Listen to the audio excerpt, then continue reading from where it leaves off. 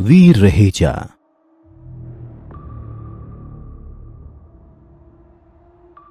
जब से ये यूनिवर्स बनी है तब से हम सब बस एक ही चीज मानते आए हैं कि पूरे यूनिवर्स में पृथ्वी अकेला ही एक ऐसा प्लेनेट है जहां पर जीवन पाया जाता है। हमारे स्कूल कॉलेज में भी यही पढ़ाया गया है। हालांकि ये बात और है कि जैसे जैसे साइंस ने तरक्की की है वैसे वैसे ये बात भी सामने आई है कि यूनिवर्स में पृथ्वी जैसे और भी बहुत सारे ग्रह हैं जहां पर साइंस ऑफ लाइफ मिले हैं।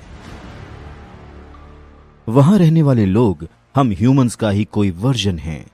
यहीं की तरह वहां भी पेड़ पौधे और जानवर हैं, बस अलग है तो वहां के तौर तरीके और लोगों और जानवरों की सोच। सुनने में ये थोड़ा अजीब जरूर लगता है, लेकिन ये एक रिसर्च किया हुआ फैक्ट है। हमारी पृथ्वी जैसे ही एक ग्रह टाइटन की पहाड़ी पर काले रंग के कपड़े पहने 18 साल की उम्र का एक जवान लड़का अपने एक हाथ में खून से लथपथ खंजर और दूसरे में एक मरे हुए कछुए को लिए खड़ा हुआ था। खंजर से लगातार टपकता हुआ खून इस बात को साफ कर रहा था कि उस लड़के ने अभी अभी ही इस कछुए को मारा है। तभी उसकी आंखों के सामने नीली रोशनी फैल गई और एक ट्रांसपेरेंट सी स्क्रीन सामने आ गई। उस पर लिखा था, काला कछुआ मारा गया, डेविल सोल हासिल नहीं हुई।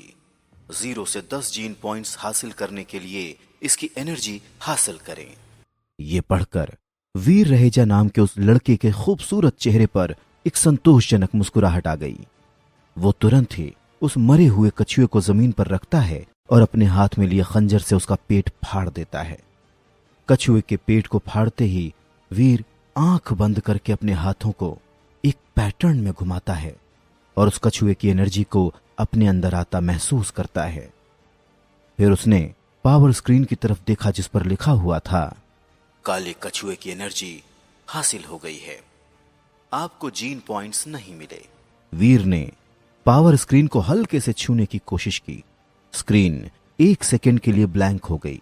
फिर उस पर लिखा हुआ आया, आपका स्टेटस फर्स्ट लेवल पार नहीं हुई, अब आपका लाइफ स्पैन होगा 200 साल। विकसित होने के लिए जरूरी पॉइंट्स 100 जीन पॉइंट्स, हासिल हुए जीन पॉइंट्स 79। डेविल सोल हासिल नहीं हुई। लगातार 30 से भी ज्यादा कछुओं को मारने के बाद भी मुझे एक भी जीन पॉइंट्स हासिल नहीं हुए। लगता है मैंने जरूरत से ज्यादा काले कछुओं को मारकर उनकी एनर्जी हासिल कर ली है। शायद इसीलिए मैं आगे और डेवलप नहीं हो पा रहा हूं।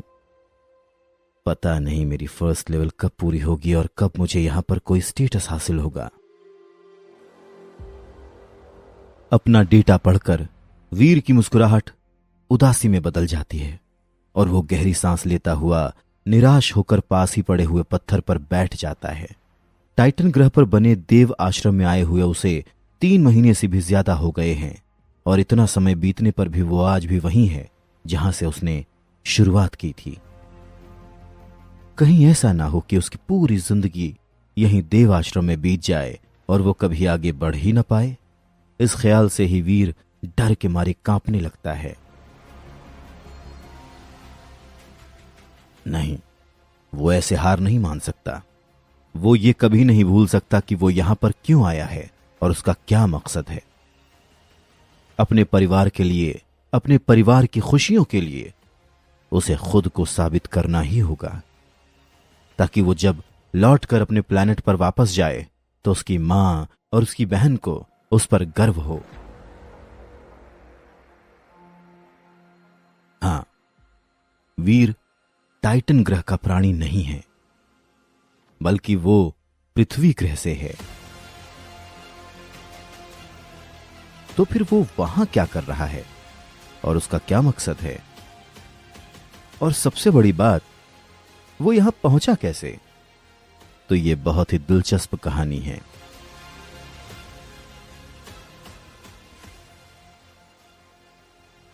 वीर भी बाकी पृथ्वीवासियों की तरह ही एक आम इंसान है। उसके पास सुपरमैन या स्पाइडरमैन या ऐसे किसी भी सुपर हीरो जैसी कोई खास शक्ति नहीं है, बल्कि वो तो जिंदगी की परेशानियों से जूझता हुआ 18 साल का एक आम लड़का है। लेकिन वीर की लाइफ हमेशा से इतनी परेशानियों से भरी हुई नहीं थी। एक वक्त था जब वीर के पिता विहान रहेजा की गिनती शहर के बाकी रईसों में होती थी। उनके पास ऐशो आराम की कोई कमी नहीं थी, लेकिन उनकी मौत के बाद सब बदल गया। विहान रहेजा के भाइयों और उनकी बहन को वीर और उसका परिवार एक बोझ लगने लगा और एक एक करके सब ने उन लोगों से अपना रिश्ता खत्म कर दिया।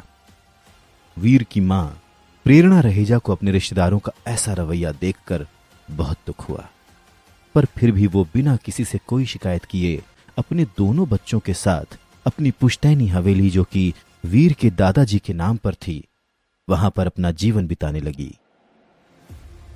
लेकिन वीर के रिश्तेदारों को यह भी मंजूर नहीं हुआ। विहान रहेजा के बिजनेस पर कब्जा जमाने के बाद अब उनकी नजर उस पुश्तैनी हवेली पर पड़ गई और वो लोग अलग अलग तरीके से प्रेरणा रहेजा पर उस हवेली को बेचकर उनसे मिले पैसों का बंटवारा करने के लिए दबाव डालने लग गए। लेकिन प्रेरणा रहेजा ऐसा कैसे कर सकती थीं? आखिर प्रॉपर्टी के नाम पर उनके पास यही एक हवेली ही तो रह गई थी। अगर ये भी बिक जाएगी तो वो अपने दोनों बच्चों को लेकर कहां जाएंगी? लेकिन इन सब बातों से वीर के दोनों चाचा और बुआ को कोई मतलब नहीं था। वीर को आज भी वो दिन बहुत अच्छे से याद है जब वो कॉलेज से एग्जाम देकर घर लौटा था और उसने अपनी बुआ को अपनी मां से बहस करते हुए सुना। प्रेरणा, आखिर तुम चाहती क्या हो? ये घर हमारे माता पिता का है और मेरा और मेरे भाइयों का इस पर बराबर का हक है।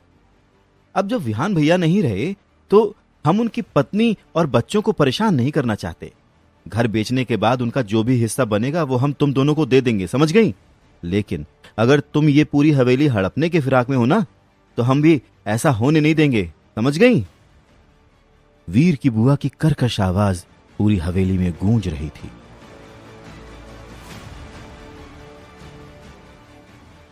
बिल्कुल सही कह रही हो बहन, ये हवेली हमारे माता पिता की विरासत है, इस पर हम सबका अधिकार है और आप अकेले इस पर कब्जा नहीं जमा सकती। वैसे भी आप लोग 20 साल से ज्यादा से यहां पर रह रहे हैं, तो उस हिसाब से तो आप लोग बहुत फायदा उठा चुके हैं। अब वक्त आ गया है कि हम इस हवेली का बंटवारा कर लें। वीर के बड़े चाचा अपनी बहन की बात का समर्थन करते हुए बोले। सही कहा भैया आपने। भाभी, आपको तो हमारा एहसान मानना चाहिए कि कम से कम हम आपसे इसका किराया नहीं मांग रहे हैं, लेकिन इस घर पर हम सभी का हक है और इसलिए इसका बंटवारा तो होकर रहेगा। वीर के छोटे चाचा भी अपने बड़े भाई की बात में हां में हां मिलाते हुए बोले। हमने अपने वकील से सारा हिसाब लिखवा लिया है। इस हवेली की कीमत 4 करोड़ से ज्यादा की है। आपको मिलाकर हम 4 लोग हैं, तो उस हिसाब से हम सभी को 1-1 करोड़ मिलना चाहिए। अब या तो आप हम तीनों को 1-1 करोड़ रुपए देकर इस घर को पूरी तरह से अपने नाम करा लीजिए, और नहीं तो इस घर को बेच दीजिए। फैसला आपका है। अपनी चाची के ऐसे शब्द सुनकर वीर को अपने कानों पर विश्वास नहीं होता है। आखिर कोई इतना बेरहम कैसे हो सकता है? देखिए, आप लोग मुझ पर इस तरह से दबाव नहीं डाल सकते। आप लोग अच्छे से जानते हैं कि हमारे हालात कैसे हैं। मेरे पास 3 करोड़ रुपए नहीं है। अगर होते तो ये नौबत ही क्यों आती?